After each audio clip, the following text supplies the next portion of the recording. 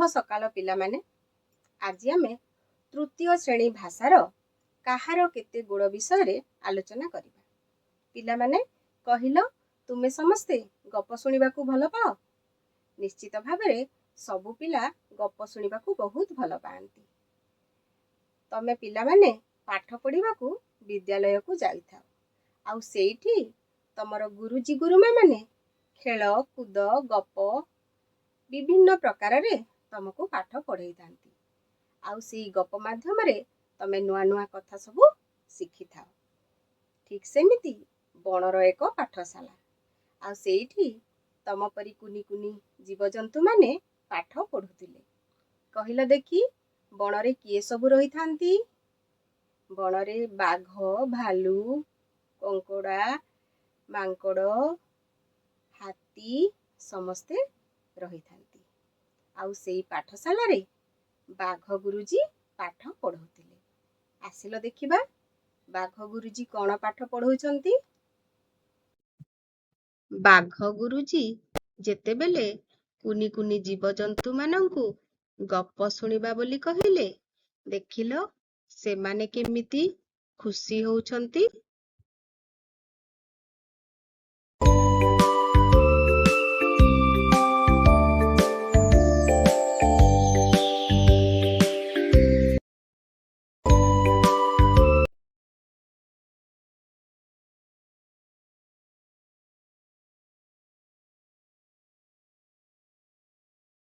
एबे गुरुजी प्रसंगटिकु कहिले, पिलामाने आजी आमे गोड़ विषय रे पढ़िबा।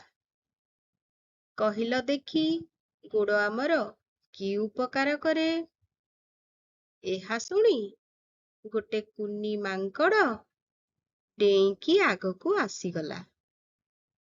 आउ कहिला, गुरुजी मु कहिबी आमे आम गोड़रे चालू खेलू ओ दौड़ी थाऊ।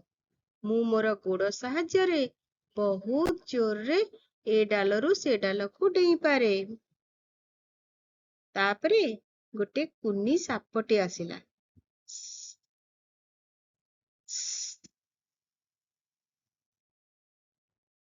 मोर भी गोड़ नाही, मु छाती रे भरा देई बहुत जोर रे जाई पारे। एहा सुनी बाघ गुरुजी कहिले, हाँ साप परी जिया माछ गेंडा आउ जोकर भी गोड़ नाही। आस देखिबा सेमाने केमिति चालंती ओ सेमाने कौन कहुछंती। ए देखिलो से जिया केमिति छाती रे भरा देई धीरे धीरे चालुछि।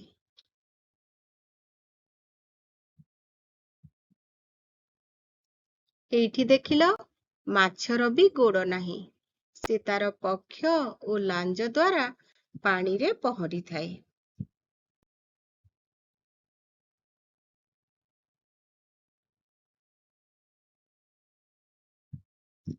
आसो एबे एही गेंडा को देखिबा, तार मध्य गोड़ नाही, से भी देहरे भरा देई धीरे धीरे चाली थाए।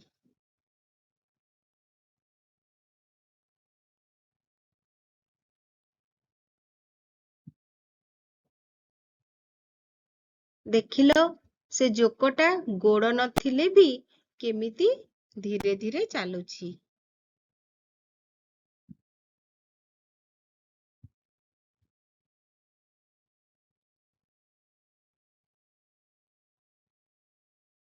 आजी आमे गोड़ न थाई भी जीव माने केमिति चाली पारंती तांको विषय रे जानिले। आस आहुरी अधिक जानिबा।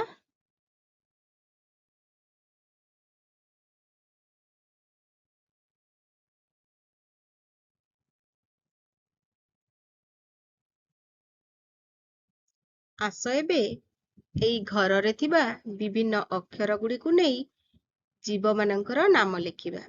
एई पाठटी रे आमे अनेक गुड़ी जीव मानकर नाम जानि पारिछे। देखिले केउ केउ जीव मानकर आमे नाम लिखि पारुछे। प्रथमे हैला बाघ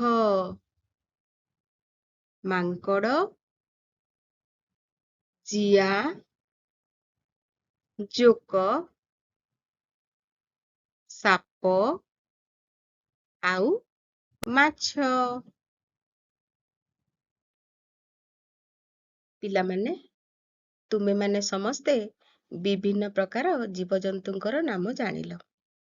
ଆହୁରି ମଧ୍ୟ ତୁମେ ଜାଣିଛ ଏହି ସବୁ ଜୀବଜନ୍ତୁ ବିଭିନ୍ନ ପ୍ରକାର ସ୍ୱର କରନ୍ତି। ଏହି ସ୍ୱରମାନଙ୍କ ମଧ୍ୟରୁ ତମେ କିଛି କିଛି ଶୁଣିଛ ମଧ୍ୟ।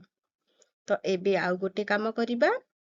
ଆମର ଗୋଟିଏ ପଟରେ କିଛିଟା ପ୍ରାଣୀମାନଙ୍କର ନାମ ଲେଖା ହେଇଛି ଏବଂ ଆଉ ଗୋଟେ ପଟରେ ସେମାନେ କରୁଥିବା ଶବ୍ଦର ନାମକୁ ଲେଖା ହେଇଛି। ତ ଏଇ ଯୋଉ ପଶୁ ଏବଂ ପକ୍ଷୀମାନଙ୍କର ନାମକୁ ସେମାନଙ୍କର ସ୍ୱର ସହିତ ଗାର ଟାଣି ଯୋଡ଼ିବା। ତ ପ୍ରଥମେ ଅଛି ଗାଈ। ଗାଈ କ'ଣ କରେ? ହମା ହମା କରିଥାଏ। ତାପରେ ଅଛି ଛେଳି।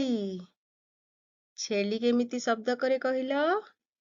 ଛେଳି ମେ ମେ କରିଥାଏ। ତାପରେ ଅଛି କୋଇଲି। କୋଇଲି କେମିତି ଗୀତ ଗାଇଥାଏ ଶୁଣିଥିବ? କୋଇଲି କୁହୁ କୁହୁ କରିଥାଏ। ତାପରେ ଅଛି କାଉ। କାଉ କେମିତି ଡାକିଥାଏ? କା କା। ତାପରେ ଅଛି କୁକୁଡ଼ା। କୁକୁଡ଼ାର ସ୍ୱର ହେଲା କୁକୁଡୁକୁ। ଏବେ ଆମେ ପଶୁ ପକ୍ଷୀମାନଙ୍କୁ ସେମାନଙ୍କର ସ୍ୱର ସହିତ ମିଳେଇ ଦେଲେ।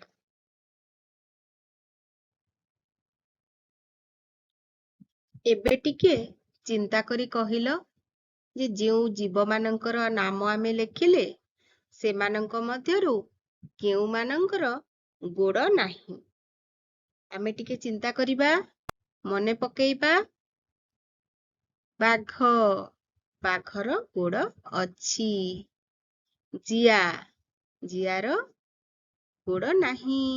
ଜୋକର ବି ଗୋଡ଼ ନାହିଁ। ମାଙ୍କଡ଼ର କିନ୍ତୁ ଗୋଡ଼ ଅଛି, ଖୁବ୍ ଜୋରରେ ଦୌଡ଼ିପାରେ, ଡେଇଁପାରେ। ସାପ, ସାପର ବି ଗୋଡ଼ ନାହିଁ, ଛାତିରେ ଭରା ଦେଇ ଯାଇଥାଏ। ମାଛ, ମାଛର ବି ଗୋଡ଼ ନାହିଁ, ସେ ତାର ପକ୍ଷ ଓ ଲାଞ୍ଜ ସାହାଯ୍ୟରେ ପହଁରିଥାଏ। ଏବେ ଆସ ଆଉ ଗୋଟିଏ କାମ କରିବା। ଦେଖିଲ, ଗୋଟିଏ ପଟରେ ଆମର ଜଙ୍ଗଲରେ ଥିବା ବିଭିନ୍ନ ଜୀବଜନ୍ତୁଙ୍କର ଚିତ୍ର ରହିଛି। ଆଉ ଗୋଟିଏ ପଟେ ସେମାନଙ୍କର ନାମ ଲେଖା ହେଇଛି। ଆସ ଆମେ ମେଳ କରିବା। କେଉଁ ଜୀବର ନାମ କ'ଣ? ପ୍ରଥମେ ଅଛି ମାଙ୍କଡ଼। ଦେଖିଲ, ମାଙ୍କଡ଼ କେଉଁଠି ଲେଖା ହେଇଛି? ଆମେ ତାକୁ ଗାର ଟାଣି ମେଳ କରିବା। ହେଇଗଲା। ତାପରେ ଅଛି ସାପ। କୋଉଠି ସାପ ଲେଖା ହେଇଛି? ଏଇ ହେଇଗଲା ସାପ। ତାପରେ ଅଛି ମାଛ, ତାକୁ ଯୋଡ଼ିବା। ତାପରେ ଅଛି ଜିଆ, ଜିଆକୁ ଯୋଡ଼ିଲେ। ତାପରେ ଅଛି ଗେଣ୍ଡା, ତାପରେ ଅଛି ଜୋକ। ଏବେ ସବୁ ଜୀବମାନେ ତାଙ୍କର ନାମ ସାଙ୍ଗରେ ଯୋଡ଼ି ହେଇଗଲେ। ଏବେ ତୁମମାନଙ୍କ ପାଇଁ ଆଉ ଗୋଟିଏ କାମ। ଆମେ ସମସ୍ତେ ଜାଣିଛୁ ଜଙ୍ଗଲରେ ବିଭିନ୍ନ ପଶୁ ଓ ପକ୍ଷୀମାନେ ରହିଥାନ୍ତି। କହିଲ ଦେଖି, ଜଙ୍ଗଲରେ କେଉଁ ସବୁ ପଶୁମାନେ ରହିଥାନ୍ତି? ତୁମେ ସମସ୍ତେ ତାଙ୍କର ନାମ ଜାଣିଛ। ପଶୁମାନଙ୍କ ମଧ୍ୟରେ ବାଘ, ଭାଲୁ, ହାତୀ, ମାଙ୍କଡ଼, ହରିଣ ଆଦି ପଶୁ ରହିଥାନ୍ତି। ଆହୁରି ମଧ୍ୟ ଅନେକ ପଶୁ ରହିଥାନ୍ତି। କହିଲେ ପିଲେ, କେଉଁ କେଉଁ ପକ୍ଷୀମାନେ ରହିଥାନ୍ତି? ଆମେ କେଉଁ ସବୁ ପକ୍ଷୀମାନଙ୍କର ନାଁ ଜାଣିଛୁ? ତାଙ୍କ ମଧ୍ୟରେ ମୟୂର, କାଉ, କୋଇଲି, ପେଚା, ପଣି ଭଳି ବିଭିନ୍ନ ପକ୍ଷୀ ରହିଥାନ୍ତି। ଆହୁରି ମଧ୍ୟ ଅନେକ ପକ୍ଷୀମାନେ ରହିଥାନ୍ତି। ପିଲାମାନେ, ବର୍ତ୍ତମାନ ଆମେ ଜାଣିବା ଆମେ ଆମର ପାଦର ଯତ୍ନ ନେବା କିପରି। କାହିଁକି ନା ଗୋଡ଼ ସାହାଯ୍ୟରେ ଆମେ କଣ ସବୁ କାମ କରୁ ଆମେ ଜାଣି ସାରିଛେ। ତ ଗୋଡ଼ର କେମିତି ଯତ୍ନ ନେବା, ପାଦର କେମିତି ଯତ୍ନ ନେବା ତା ବିଷୟରେ ଜାଣିବା। କହିଲା ପିଲେ ଆମେ ପାଦର ଯତ୍ନ ନେବା କିପରି? ନଖ ବଢ଼ିଗଲେ ନଖ କାଟିବା। ଗାଧୋଇଲା ବେଳେ ଓ ବାହାରୁ ଆସିଲେ ଗୋଡ଼କୁ ଭଲ ଭାବରେ ଧୋଇବା। ଚପଲ ପିନ୍ଧି ଚାଲିବା।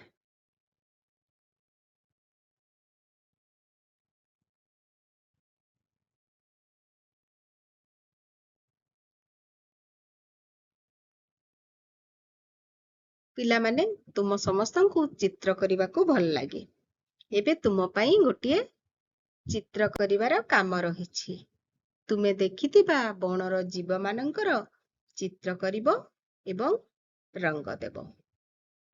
ଏହାପରେ ସମସ୍ତ ଜୀବଜନ୍ତୁ ଖୁସି ହେଇଗଲେ ଏବଂ ତାଲି ମାରିଲେ ଆଉ ଧନ୍ୟବାଦ ଗୁରୁଜୀ କହିଲେ।